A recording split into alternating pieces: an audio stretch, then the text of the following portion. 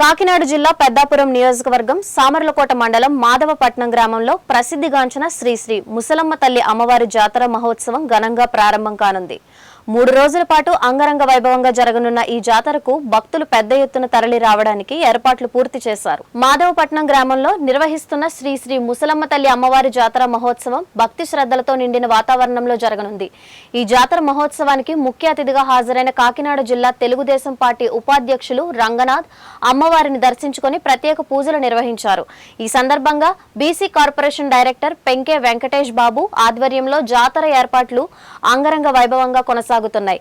గ్రామం అంతా పండుగ వాతావరణంతో కలకలలాడుతోంది. జాతర మహోత్సవాన్ని పురస్కరించుకొని రంగనాగ్ ముసలమ్మ తల్లికి సారీ పట్టు వస్త్రాలు సమర్పించి ప్రత్యేకంగా మొక్కులు చెల్లించుకున్నారు.